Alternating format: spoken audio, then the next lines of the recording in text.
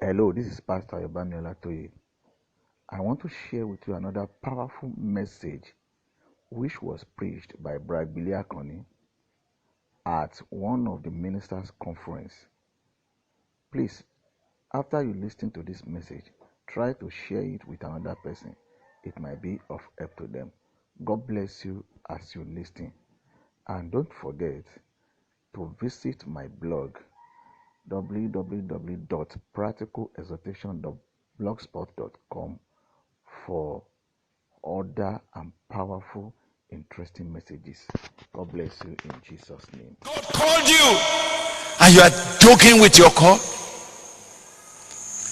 Are you treating the call of God as a mere thing?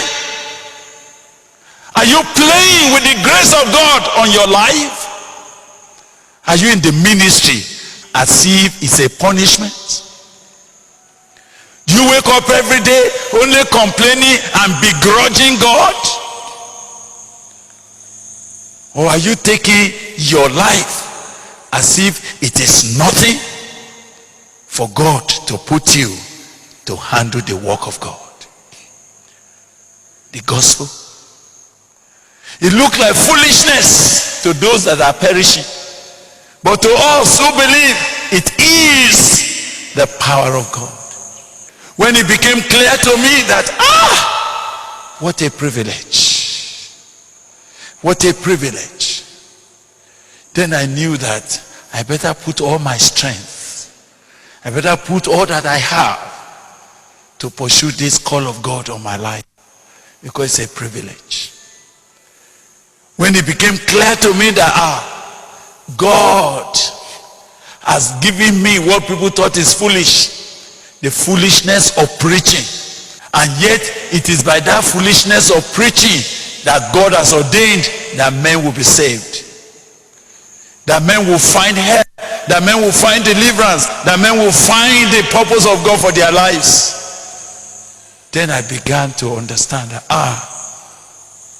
I'm a privileged man for God putting me into the work of God.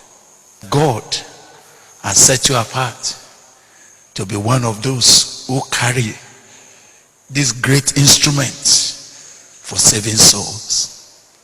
It was then I no longer worry my head that somebody is a lawyer, or somebody is a high court judge, or somebody is a banker, or somebody is an engineer, or somebody is something.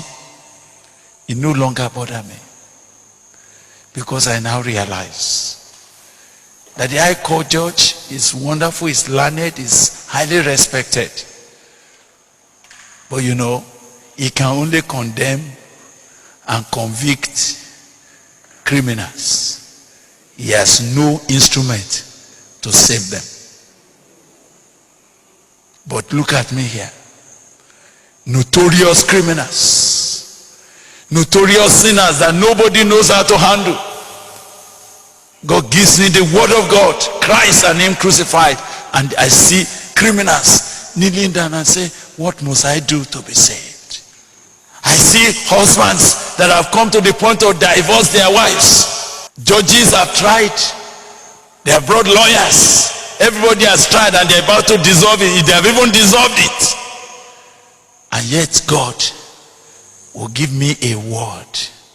I will just be preaching this gospel that look like foolishness, and the man is arrested. I said, Brad Billy, when you put your finger like this as if you are talking to me, did you know me before? I said, I don't know you, but the gospel knows you. The word of God can locate anybody anywhere. And I've seen people, they rush out like that, and they are crying, they are rolling on the ground. And the next thing, I want to reconcile with my wife. Looking for my wife now. And they will go and they bring the wife, and I've seen marriages restored. The gospel.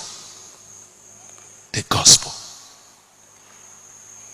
I have seen the gospel changing men, changing hopeless situations, and bringing men, to a newness. I've seen what the gospel can do. I wish to ask you, have you seen the gospel? Have you seen the call of God on your life? Wives, have you seen what God has brought you into when you got married to this man whom God has called?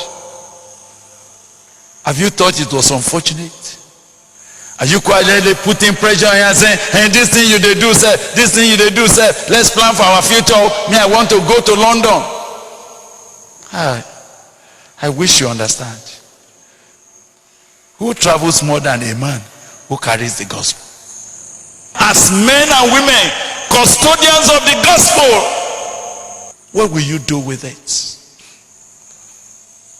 How will you handle the gospel?